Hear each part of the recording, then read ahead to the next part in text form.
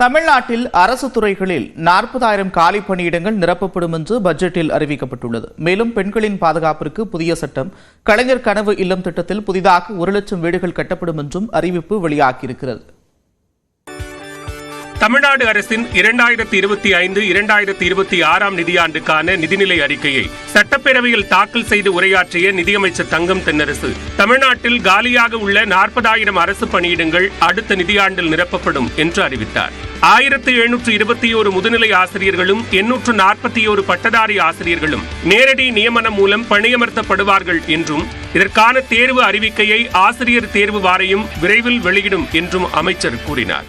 இதுவரை மகளிர் உரிமை தொகை பெற்றிடாத தகுதி வாய்ந்த இல்லத்தரசிகள் இத்திட்டத்தின் கீழ் விண்ணப்பித்திட உரிய வாய்ப்புகள் விரைவில் வழங்கப்படும். மகளிர் நலன் காக்கும் இத்திட்டத்திற்காக இந்த வரவு செலவு திட்டத்தில் 13,807 கோடி ரூபாய் நிதி ஒதுக்கீடு செய்யப்பட்டுள்ளது.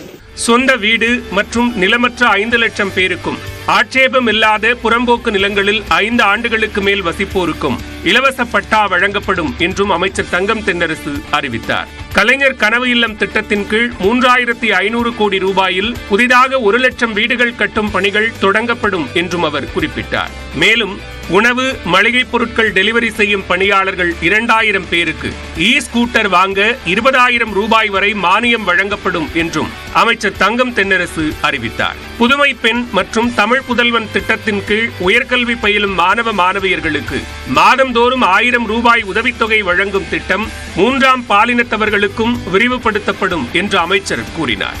மேலும் 3ஆம் பாலினத்தவர் 50 பேருக்கு பயிற்சி அளித்து சென்னை, தாம்பரம், ஆவடி மாநகரங்களில் ஊர்காவல் படையில் சேர்க்கும் முன்னோடி திட்டம் செயல்படுத்தப்படும் என்றும் அறிவிக்கப்பட்டுள்ளது. காஞ்சிபுரம், ஈரோடு, கரூர், ராணிப்பேட்டை உள்ளிட்ட 10 இடங்களில் பணிக்கு செல்லும் பெண்கள் தலா 800 பேர் பயன்பெறும் வகையில் 77 கோடியில் தோழி விடுதிகளும், சென்னை, கோவை, மதுரையில் உயர்கல்வி பயிலும் மாணவிகள் தலா 1000 பேர் தங்கும் வகையில் 275 கோடி ரூபாயில் 3 மாணவியர் விடுதிகளும் கட்டப்படும் என்றும் அமைச்சர் தங்கம் தென்னரசு அறிவித்தார். தனிமை, மருத்துவ நலன் மற்றும் பொருளாதார சார்பு உள்ளிட்ட பல்வேறு சவால்களை எதிர்கொள்ள நேரிடும் மூத்த குடிமக்களின் முழுமையான பராமரிப்பிற்கென மதுரை, கோயம்புத்தூர், திருச்சி, சேலம், திருப்பூர், ஈரோடு, தூத்துக்குடி, வேலூர், தஞ்சாவூர் மற்றும் திண்டுக்கல் உள்ளிட்ட மாநகராட்சிகளில் 10 கோடி ரூபாய் நிதி ஒதுக்கீட்டில் 25 அன்புச்சோலை மையங்கள் அமைக்கப்படும். சென்னை, கோவை, மதுரை உள்ளிட்ட மாநகரங்களில் பெண்களின் பாதுகாப்பை உறுதி செய்ய 75 கோடி ரூபாயில் புதிய திட்டம் செயல்படுத்தப்படும் என்றும் நிதிநிலை அறிக்கையில் அமைச்சர் தங்கம் தென்னரசு அறிவித்தார்.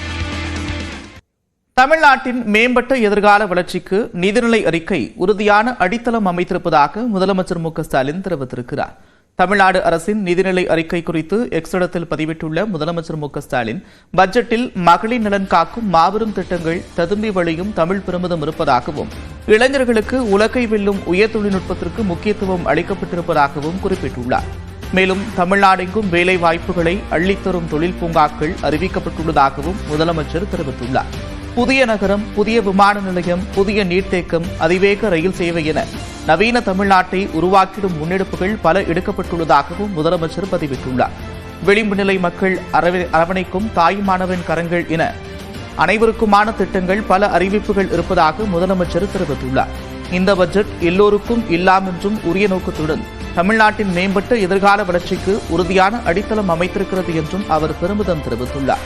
நிதிநிலை அறிக்கையை தயாரித்த நிதியமைச்சர் தங்கம் தென்னரசு மற்றும் நிதித்துறை அதிகாரிகள் அனைவருக்கும் முதலமைச்சர் தனது வாழ்த்துக்களை தெரிவித்துக் கொண்டுள்ளார்.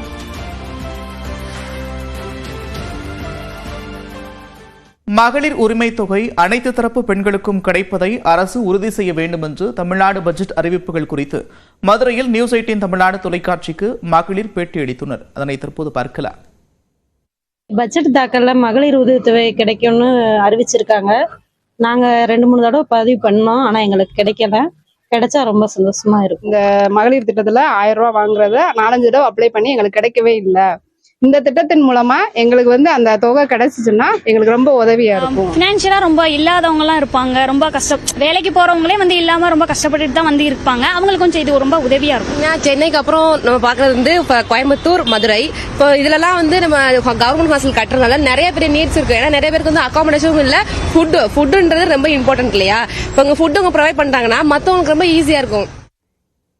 அரசு பாலிடெக்னிக் மற்றும் பொறியியல் கல்லூரிகளில் செயற்கை நுண்ணறிவு சார்ந்த படிப்புகள் அறிமுகம் செய்யப்படும் என்றது சிறந்த எதிர்காலத்தை உருவாக்கும் என்று நியூஸ் 18 அளித்த பேட்டியில் மாணவர்கள் தெரிவித்துள்ளனர். அதனை தற்போது பார்க்கலாம். Artificial intelligence, advance manufacturing, cyber security, இதெல்லாம் இதுக்கு முன்னாடி நாங்க வந்து ஒரு தனி பேப்பரா தான் படிச்சோம். இப்போ இது பட்டப்படிப்பாவே வந்திருக்குது. மாணவர்களுக்கு மிகவும் பயனுள்ளதாக இருக்கு.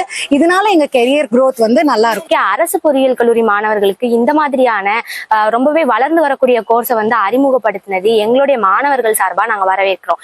இது அவங்களுடைய பிளேஸ்மெண்ட் ஆப்பர்ச்சுனிட்டிஸ்க்கு ரொம்பவே ஹெல்ப் பண்ணும்னு நாங்க கருதுகிறோம். ஓசூரில் புதிய டைடல் பூங்கா அமைக்கப்படும் என்ற அறிவிப்புக்கு தொழில் முனைவோர் வரவேற்பு தெரிவித்துள்ளனர். ஏனென்றால் ஏற்கனவே அங்கு வந்து ஐடி பார்க் இருந்த போதிலும் இப்பொழுது புதிதாக ஒரு டைட்டில் பார்க்கையும் அறிவித்துள்ளார்கள். இதன் மூலமாக பல்வேறு சிறு தொழில் முனைவர்கள் கூட அந்த பகுதியிலே ஐடி துறையிலே தங்களது தொழிலை விரிவாக்கம் செய்வதற்கு மிகுந்த வாய்ப்புள்ளது. ஆட்டோமொபைல் செக்டராக இருக்கக்கூடிய ஓசூர் இப்பொழுது ஐடி செக்டராகவும் மாறக்கூடிய ஒரு அருமையான ஒரு வாய்ப்பு எங்களுக்கு கிடைத்துள்ளது. தமிழ்நாடு பட்ஜெட்டில் ஊர்காவல் படையில் திருநங்கைகளுக்கு வேலைவாய்ப்பு அறிவிப்பு வரவேற்கத்தக்கது என்று 3ஆம் பாலினத்தவர்கள் தெரிவித்துள்ளனர். செங்கல்பட்டில் நியூஸ் 18 தமிழ்நாடு தொலைக்காட்சியிடம் அவர்கள் தெரிவித்த கருத்துக்களை தற்போது பார்க்கலாம். எல்லா துறையிலையும் எங்களுக்கு வேலை வாய்ப்பு கொடுக்கணும். அப்பதான் நாங்களும் வந்துட்டு முன்னேறி வர முடியும். மக்கள் கிட்ட எங்களோட பார்வையும் மாறும். திருநங்கைகளுக்கு எத்தனை பேர் வாய்ப்பு இல்லாம கஷ்டப்பட்டு எங்களுக்கு இன்னும் கடை ஏறி போய் பிச்சை எடுத்தா கூட எங்களுக்கு எல்லாம் பின்னாடி போய் திட்டுறாங்க தவிர எங்களுக்கு வேலை யாரும் கொடுக்கவே இல்லை. ஊர்காவல் படையில் கொடுத்ததுக்கு பணிபுரிந்து இனிமேல் நாங்கள் திருநங்கை யாருமே கைத்தட்டி வசூல் பண்ண மாட்டோம். கவர்மெண்ட் வேலை கொடுத்ததுக்கு மிக்க நன்றி.